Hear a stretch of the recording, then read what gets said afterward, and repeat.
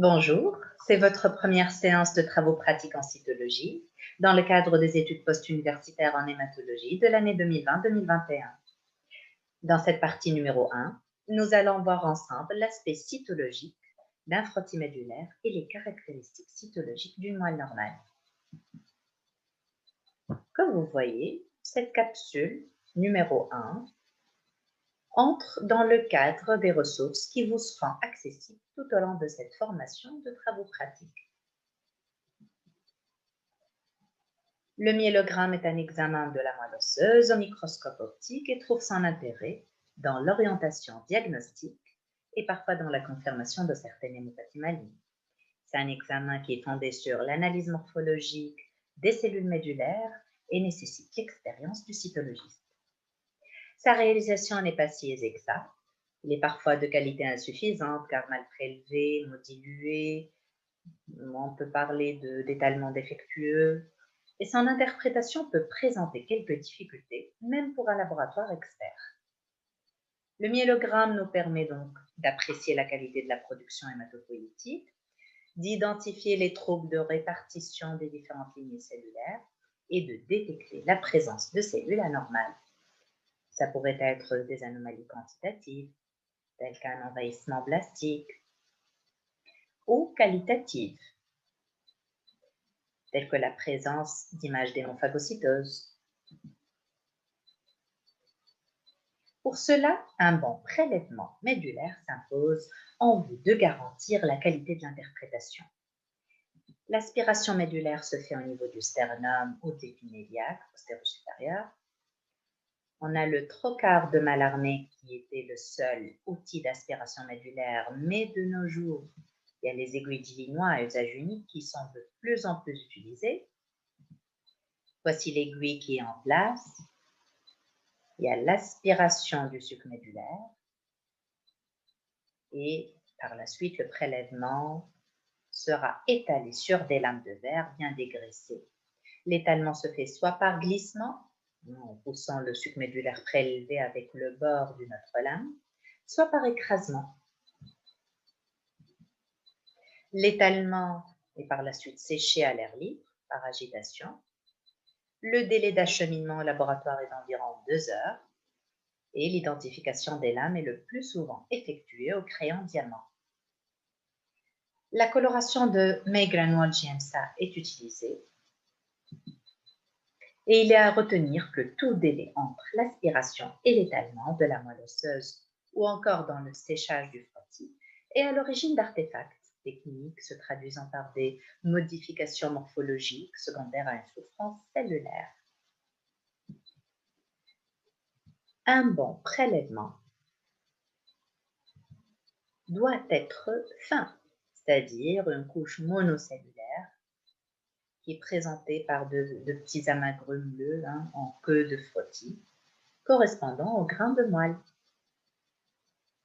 Et les frottis doivent être nombreux, bien sûr, comme ça pour permettre la réalisation d'autres techniques cytochimiques ou immunocytochimiques dans le cadre des leucémies, les syndromes myélo-lymphoprolifératifs.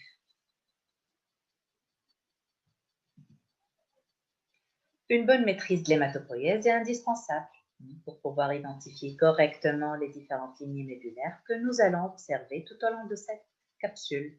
Essentiellement la lignée mégakaryocytaire, granulocytaire, érythroblastique. Je vous invite donc à revoir vos cours de 4e année pharmacie ou médecine sur l'hématopoïèse. Au faible grossissement, on peut percevoir la richesse médulaire ou encore la cellularité du prélèvement sur cette photo. Donc, la richesse de la moelle, elle est évaluée en croix. 4 croix pour dire qu'une moelle est très riche. 3 croix, c'est-à-dire que la moelle, elle est d'une richesse normale. 2 croix, c'est que la richesse, elle est moyenne. 1 croix, si la moelle, elle est pauvre, et plus ou moins si elle est désertique. Donc, cette image correspond à une observation à l'objectif x10 d'un grumeau de moelle qui est coloré au mégranule GMSA et présentant une hypercellularité. La zone de lecture sera donc au voisinage de la masse grumelée, là où les éléments médulaires sont bien étalés, incarnant leur vraie morphologie. Commençons donc par étudier les mégacaryocytes, qui sont les précurseurs médulaires des plaquettes, qui sont de grande taille, 40 à 60 microns, pouvant atteindre 200 microns, un noyau multilobé à cytoplasme acidophile granulaire. Voici donc la photo d'un mégacaryocyte au fort grossissement. Cette photo, c'est la photo d'un ensemble de mégacaryocytes au faible grossissement. En effet, on évalue la richesse médulaire en mégacaryocytes au faible grossissement, en fait.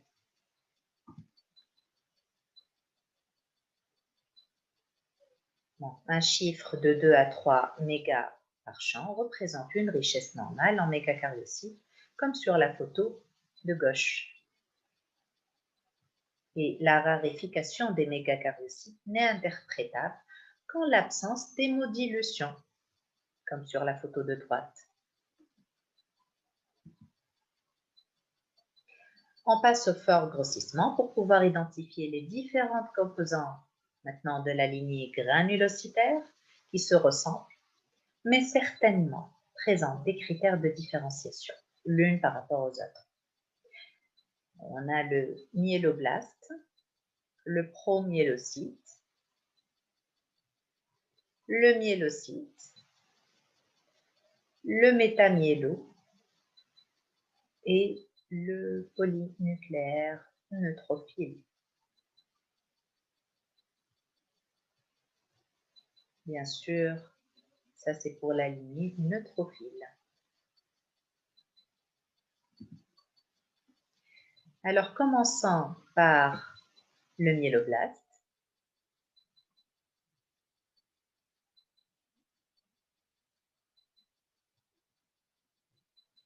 Donc, voici un myéloblaste. C'est une cellule de taille moyenne à grande, d'environ 15 à 20 microns. Pardon. Le noyau possède une chromatine fine, parfois nucléolée, à contour nucléaire parfois irrégulier. Bon, ici, on a un noyau qui est de chromatine fine. La chromatine, elle est nucléolée. Voici un gros nucléole au centre. Le contour nucléaire, il est assez régulier. Il peut être parfois irrégulier. Le rapport nucléocytoplasmique, il est variable. Bon. Ici, il est moyen, le rapport M sur C, il est très variable. Il peut être presque égal à 1, comme il peut être bas. Le cytoplasme, comme vous voyez, il est basophile et présente des granulations primaires, des granulations azurophiles. Le stade suivant, c'est le stade du promyélocyte. Donc, il s'agit d'une cellule qui est de 20 à 25 microns de taille. Son noyau, il est excentrique. Sa chromatine commence à se condenser. Bon, les nucléoles peuvent rester présents, comme peuvent disparaître. Le contour nucléaire, il est souvent régulier. Et concernant le cytoplasme, il reste toujours basophile. Et une zone claire périnucléaire va s'avérer bien tracée. C'est en fait l'appareil de Golgi. Il y a aussi la présence de nombreuses granulations azurophiles tout autour de l'appareil de Golgi. Ensuite, on a le myélocyte neutrophile, qui est d'environ 15 microns de taille. Son noyau, il est de forme ronde, excentrique, pouvant être arrondi ou réuniforme. La chromatine, elle est de plus en plus motée. Elle présente donc des condensations. Le cytoplasme, ici, il est différent. Il est acidophile et composé de granulations neutrophiles. Ce sont les granulations secondaires de couleur marron-beige avec quelques granulations azurophiles primaires. Ensuite, on a le stade de métamyélocyte d'environ 15 microns de taille. Ici, le métamyélocyte, il présente un noyau qui est à chromatine dense, mais qui n'est pas polysegmenté. Vous voyez, donc c'est une chromatine qui est incurvée et qui n'est pas séparée en lobes. Le cytoplasme est toujours acidophile, avec des granulations neutrophiles, et à ce stade, les granulations primaires sont presque absentes. Pour les polynucléaires neutrophiles, ce sont des cellules matures de 12 à 14 microns de taille. Le noyau, il est polysegmenté. Donc, le nombre de lobes est de 2 à 5. La chromatine, elle est très très dense. Et ici, le cytoplasme il est acidophile, présentant des granulations neutrophiles. Maintenant, les composants de la lignée érythroblastique sont le proérythroblaste, les érythroblastes basophiles, érythroblastes polychromatophiles et érythroblastes acidophiles. Donc, le précurseur qui est le proérythroblaste, c'est une cellule qui est de 20 à 25 microns de taille. Le noyau, il est en fait central. C'est un noyau qui est central, à contour nucléaire régulier, rond.